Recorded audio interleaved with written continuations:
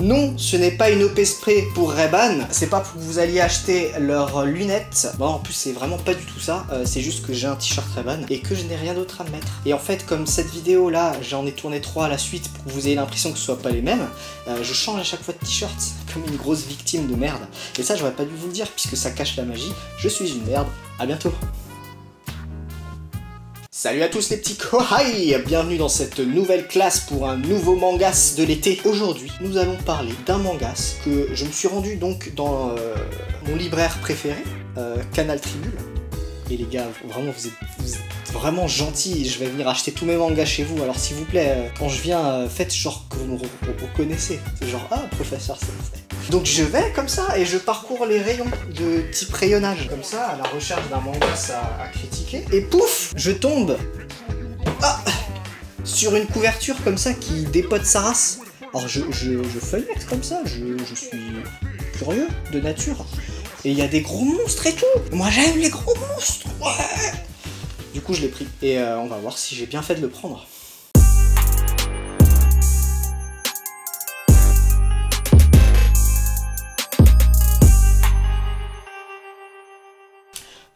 Demon King, ou les 12 rois démons, j'imagine en français, est un mangas de type shonen pure souche. Ça faisait longtemps que je m'en étais pas fait un. Vous allez me dire Tsugumi Project, il y a moyen que ce soit un shonen, certes, mais pas aussi à fond que ce que j'ai en tête. Et ça raconte donc l'histoire d'un mec fort vicieux avec une tête de renard qui s'appelle Abdou. Non, je dois me tromper. Qui s'appelle donc Adou. J'imagine que ça se dit Adou et non Adu, parce que Adu c'est nul. Adou donc est un mec fort balèze qui, avec son équipe, enfin une équipe on va dire, de random personnages secondaires, va s'attaquer à ce qu'ils appellent des rois démons. Les rois démons, c'est comme des démons sauf qu'ils sont les rois parce qu'ils sont forts et du coup il faut les tuer. Et ils sont au nombre de 12, comme le titre du manga vous le laisse suggérer. Il n'y a pas besoin non plus d'en rajouter des coups, je veux dire c'est bon, on a compris, ok. Et donc son but ça va être de tous les buter un à un, et donc dans les premières planches, toute son équipe se fait niquer sauf lui, et lui il nique le roi démon. Et là on découvre qu'en fait Adou est lui-même un démon, et même lui-même un roi démon, qui a passé donc un pacte avec une entité angélique pour buter les autres en échange d'une faveur fort sympathique et qui se rend donc au cœur de l'intérêt que j'ai pour ce manga.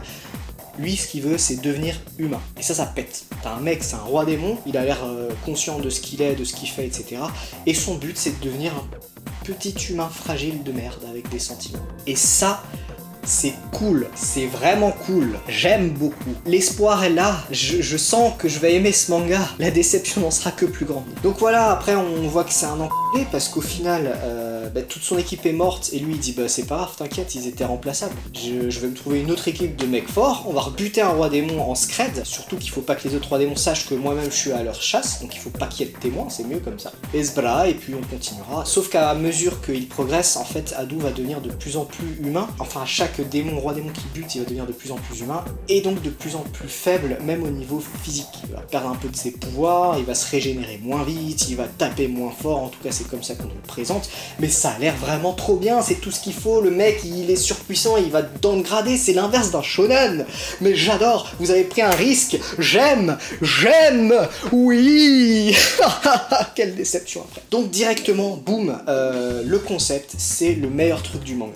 Le concept du roi démon, le mec surpuissant qui veut devenir humain et donc va devenir de plus en plus faible et qui donc à mesure qu'il avance dans sa quête, dans son but, a de moins en moins de chances d'y arriver au final. Et ça c'est top, je veux dire, j'ai pas en tête un film, une œuvre on va dire, en général, qui a le même concept. Alors ça existe, j'en suis sûr, mais là il y a rien qui me vient. Et le fait rien que ça soit original, je kiffe, j'adore, vraiment je suis hypé. Les premières secondes de lecture, alors il y a eu des trucs qui m'ont dit ah non j'aime pas trop, mais je me suis quand même dit mais oh, putain ouais, là ça va devenir mon nouveau Digrayman, mon nouveau Full Metal, non je déconne, rien n'équivaut à Full Metal Alchemist, mais ça va devenir un de mes nouveaux main principales séries à suivre et à compléter au plus vite. Continue. L'autre truc positif aussi que vous allez découvrir au fur et à mesure que vous lisez, c'est le bestiaire qui a l'air plutôt sympa, c'est-à-dire il y a beaucoup de monstres, beaucoup de types de monstres, apparemment chaque monstre, même dans le même type, sont différents, comme nous, je veux dire, moi j'ai une barbe, toi t'as peut-être pas une barbe, là il va y avoir des démons, il y en a un peut-être qui va avoir une barbe, on sait pas, et les autres ils en ont pas, mais ça reste le même type de démon. Et à côté de ça, il y a des autres types de démons. Il y en a, ils volent, il y en a, ils marchent, il y en a, ils crachent des pieux avec la bouche, il y en a, ils tirent la chasse des WC. Et donc ça, c'est cool. Ça veut dire que le dessin qui est, somme toute, très beau, enfin surtout pour tout ce qui est armure et monstres, je trouve, bah, il va être suppléé par un truc dont on se lasse pas trop. Il va pas y avoir toujours les mêmes trucs qui reviennent, et ça, je trouve ça plutôt sympa. Objection! Cependant, et donc, nous en venons au point négatif. Alors, c'est de la merde, c'est de la merde, c'est de la... Déjà, il y a un truc, dès le début, que je ne supporte pas dans beaucoup de mangas, c'est ça se perd en sérieux, en serious business et en background.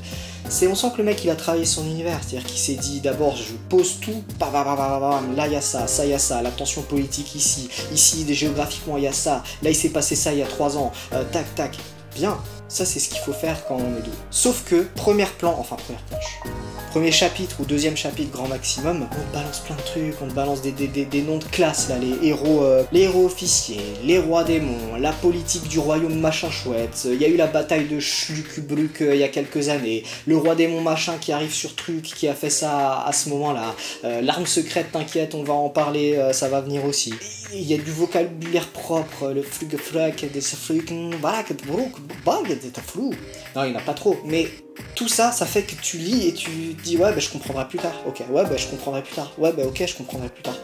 Et c'est chiant, il n'y a rien de plus chiant. Genre il y a l'univers, il a l'air cool, et c'est comme s'il disait non, tu n'as pas les clés, tu apprends ton vocabulaire et tu reviendras kiffer plus tard. Hein, tu vas lire les 7 premiers tomes, une fois que tu as bien compris le background, tu reviens au tome 1 et là tu vas voir, tu vas commencer à taper. Sauf que non, je suis désolé. Il y a tellement de façons d'amener les trucs doucement, posément. Alors en général, le truc facile, c'est de prendre un perso qui arrive dans cet univers et qui le découvre en même temps que le lecteur. Du coup, c'est simple parce qu'il se fait apprendre. En fait, c'est une technique pour apprendre au lecteur, mais c'est bien fait. Mais là, c'est pas du tout ça. Là, c'est... Voilà, monsieur le lecteur, votre background est servi. Démerdez-vous avec ça. Allez, ciao! Ensuite, pareil, dès les premières planches, combat brouillon. Alors... Je sais que c'est compliqué de dessiner des combats dynamiques et lisibles, mais ça fait un bon moment que les auteurs y arrivent. Et là, alors déjà il y a beaucoup trop de personnages dès le début, t'as pas eu le temps vraiment d'identifier tout le monde, que ça commence déjà à bouger dans tous les sens et à faire des flics flac flac, d'autant plus qu'il y a des personnages qui se battent avec des monstres, je crois un gros chien là et un dragon, et ça combat d'autres monstres, donc dans tout ça, cette bouillie de combat, t'arrives plus à faire la différence entre les gens que t'es censé connaître, les ennemis, les monstres que tu affrontes, qui tape qui. Là le coup il a été donné par Hadou ou il a été donné par le roi démon à Hadou. C'est pas assez lisible. Ça a l'air cool, c'est classe, il y a des grosses armes, il y a des armures, il y a des coups portés qui ont l'air bien violents, mais c'est trop brouillon pour être confortable à la lecture. Et ça c'est triste, vachement triste. Aussi gratuitement, parce que moi je suis un enculé, la tête du héros. Vous savez cette tête là qui ressemble à un renard? Il est toujours en train de sourire avec les yeux qui sont toujours fermés là en mode je suis médisant et mystérieux et je sais beaucoup de choses, mais je n'en dis pas moins. Je suis le prince des saillants. Je l'ai même dessiné, regardez. Vous pouvez vous moquer. Regardez dans mes notes, là, cette tête là de con. On est d'accord qu'on connaît tous un personnage de mangas qui a cette tête de con, hein. Moi j'ai noté qu'il y avait donc Hadou, il y a Gin dans Bleach. On est d'accord que tu superposes Gin à Hadou, c'est la même gueule, c'est peut-être le même personnage, ça se passe peut-être dans un univers alternatif, c'est peut-être la jeunesse de Gin en fait, quand elle était humain. Oh putain. Il y a aussi Kitsune dans Love Hina, qui a aussi la même gueule, toujours comme ça en mode... Je tire les ficelles, je tire les ficelles. C'est assez gratuit, mais je trouve que cette tête est beaucoup trop random pour que le personnage me marque. Tu vois, je veux dire oui, je me souviens de sa coupe de cheveux, mais sa gueule, non. Oubliable. Après c'est sympa parce qu'il y a ce côté médisant, toujours souriant, alors que c'est un démon au fond qui s'en fout de tout. Sympa, mais... je trouve que c'est dommage pour le héros principal d'avoir cette gueule. Il y a aussi eu un truc, alors je l'ai noté, donc je vais le dire, c'est tatillon, mais si je l'ai remarqué, c'est qu'à mon avis, je dois pas être le seul, il y a beaucoup de répétitions. Je veux dire, sur, allez, 3-4 planches, grand maximum, vous noterez les répétitions du mot roi démon et les répétitions du mot héros officier. Et en plus, c'est pas genre un mot qui est répété, c'est 2 mots accolés. Déjà, c'est un truc super long et chiant à retenir, et c'est dit genre, je déconne pas, 5, 6, 7 fois en 3-4 planches, et c'est chiant. Voilà, le roi démon, ah mais les rois démons, non, les héros officiers, ah mais les héros officiers battront les rois démons, ne vous inquiétez pas, héros démon, héros officier, roi démon, héros officier, roi démon. Et pour finir, le plus gros défaut, et pourtant qui à côté de ça, ça fait partie de sa meilleure qualité, l'histoire. Alors pas le côté, effectivement, le héros qui va être de moins en moins fort, ça c'est cool, mais le concept. C'est des gens qui vont battre 12 rois démons. Et c'est tout. Tu dois résumer le manga comme ça sans trop en donner de détails. C'est une équipe qui doit battre 12 rois démons. Point. Il n'y a rien d'autre. Alors le background a l'air hyper travaillé, et heureusement qu'il y a de ça, parce que sinon ce serait plat, mais c'est trop simple. À l'heure où on a justement des Digreman, des mangas, des animes qui développent tellement loin leurs trucs, qui même si au début ont l'air simples, créent un univers qui ne l'est pas et qui s'y tiennent, je trouve ça dommage de partir sur une histoire qui déjà te donne la fin. À la fin, il a battu les 12 rois démons, il restera que lui, il va se faire tuer, voilà, un truc comme ça. Alors c'est peut-être pas ça du tout, mais pour moi c'est trop simple, c'est presque dommage. Ou c'est presque dommage de l'avoir amené trop tôt. Ou il faut un twist, au tome 3, tome 4 qui change totalement tout. Où tu vas te dire, ah merde, le but a totalement changé à partir de là. Parce que là, si pendant 12 tomes, on se fait un roi démon par tome, ça va juste être chiant. En fait, tu vas suivre l'histoire pour suivre l'histoire, mais tu sais déjà où elle veut t'emmener. Et donc du coup, bah, tu te laisses juste tirer par la main comme ça. Papa, hein, on ira acheter une glace, s'il te plaît. Non, on va te faire foutre, fils. On a des choses à faire, on doit battre des rois démons. Oh, mais vas-y, j'aurais bien aimé une glace au chocolat quand même. Voilà pour 12 Demon Knights. Grosse déception. Je suis vraiment triste d'être déçu de ce manga. Alors je vais attendre un tome 2, hein, probablement que je me déçois trop vite, mais il y a trop de petits trucs qui me font dire que bah, c'est dommage, c'est con. Il y avait un truc exceptionnel, et je sens que ça va être foiré, mais de ouf, quoi. Mais bon, à voir. Je suis un optimiste au fond. Dans la vie, il faut toujours rester positif, parce que si on se concentre sur le négatif, au final, il y a toujours plus de négatifs qui arrivent. Et vous savez, dans la vie, les meilleures choses sont les plus simples. Oui, c'est une pub pour le fromage. Et alors? Bon, sur ce, je vous souhaite une bonne continuation de vacances, hein. J'espère que vous profitez bien, j'espère que ces vidéos ne sortiront pas en décembre.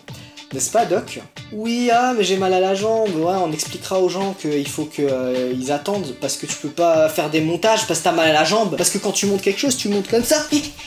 Non. Bon, allez, on arrête les conneries. Très bonne fin de journée. Non, c'est nul, j'arrive pas, et j'ai du mal avec les autres trop, c'est fou. Dire au revoir aux gens, j'arrive pas à dire au revoir. Vous savez que c'est quoi mon problème?